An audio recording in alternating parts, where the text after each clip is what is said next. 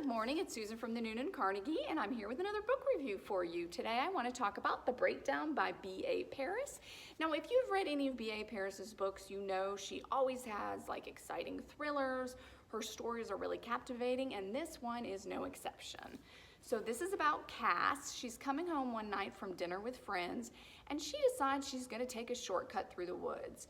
Now, her husband has always told her, you shouldn't take this road, it's in the middle of nowhere, it looks like it's about to storm, but Cass really wants to get home, so she's kind of in a rush. So as she's going down the road, it starts raining and storming, and she's feeling a little nervous, and all of a sudden she sees a car, and she's like, oh, is this car broken down in the middle of the road? She looks and she sees a woman in the car kind of just sitting there, and she gets really nervous, and she's like, I don't really want to stop and see what's going on with this woman, because she's heard so many stories about people who will set up kind of a trap for that. So she's like, I better just keep going, but she feels very uneasy about it.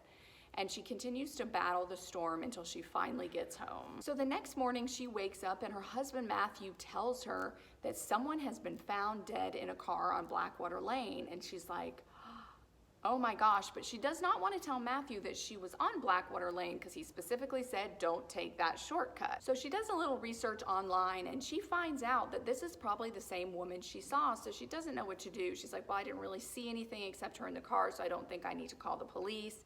She doesn't mention it to Matthew, but weird things start happening. She starts forgetting random things like her alarm code or if she took her medicine in the morning, and she just feels very uneasy. She starts getting these phone calls where she'll answer the phone and it's just someone breathing on the other end. So she's very like, ooh, what's going on? She feels paranoid all the time. She doesn't want to share anything with Matthew because it's gone on too long and she can't go back and explain things to him.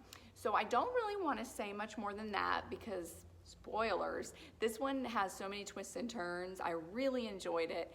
It kept me on the edge of my seat. I couldn't put it down. I'm just really loving thrillers right now. I love when you start reading a book and you just keep turning the pages and you're like, okay, I gotta go to bed now, I gotta go to bed now, but you just keep turning the pages because you're like, I have to know what happens. So this one is terrific. I highly recommend it. We'll of course have it here on our special shelf at the Carnegie behind me. Come on in, check it out, and check out one of these other books. We have so many excellent books we've been reviewing. There's just too many books to read and not enough time. But if you have any other comments, feel free to leave them in the comments below. But I hope you'll join us again soon for more book reviews. Have a great day.